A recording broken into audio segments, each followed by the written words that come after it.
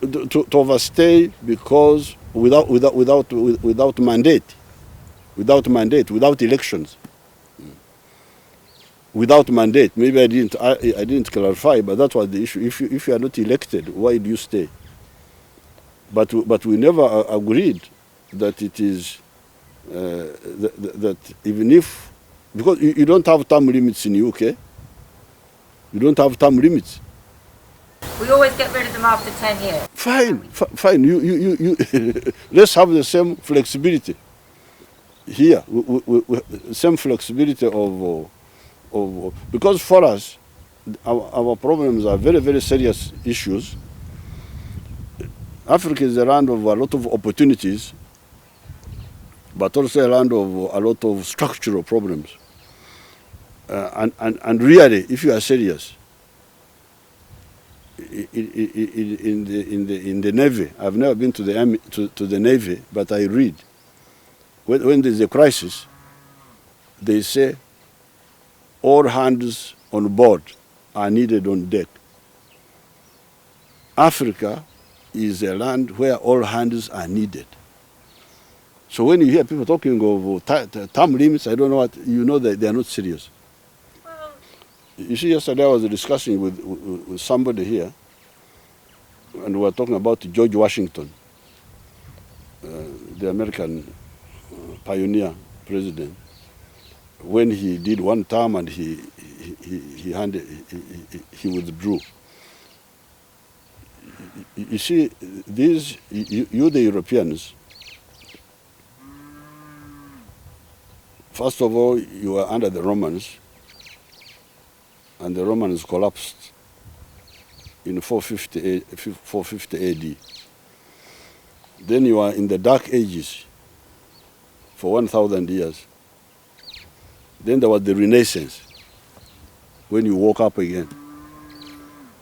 But even then, it took you time to know what to do. In terms of theoretical thinking, it was not until Adam Smith came and helped you to understand what wealth is. That book which he wrote, The Source of the Wealth of Nations, was very, very important for Europe, but also even for us. So, like those Americans, like who went to the New World, they were already middle-class people. People who understand the role of profit. Profit as an engine of growth. And they landed in 1623 in the New World, those people. And now this was 1776. That's more than 150 years of capitalist growth. So when the society already is clear about the direction that we are going north, there is no problem. You can say, I go, because everybody now knows where to go. Mm-hmm. What they need is a bigger economy, jobs, wealth, and they are here. And by the way, those 3 quarters are because of what we did. Because did Ugandans start marrying after 1986? I'm asking you. well, you tell me. As far as I know, they've always married. Why was the population not growing? Because they were dying. It is the NRM which stopped our people from dying. Because by 1986, 96,000 children were dying from 6 preventable diseases.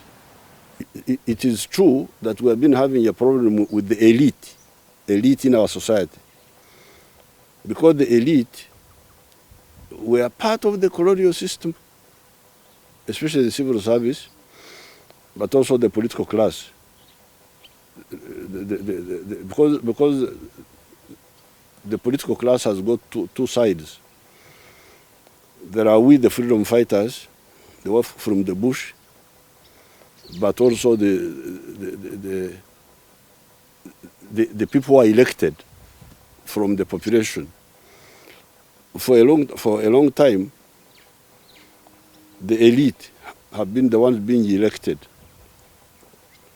And when they are elected, they push for elite demands. More salary for themselves. They even squander money, foreign travels. Then, of course, we have our own internal struggles. For instance, we introduced free education in 1996, 97, even when we didn't have enough money. But I could see from that time, you can check, why did we introduce free education in 1997? And yet we didn't have much money at that time. It was because I was seeing this youth group.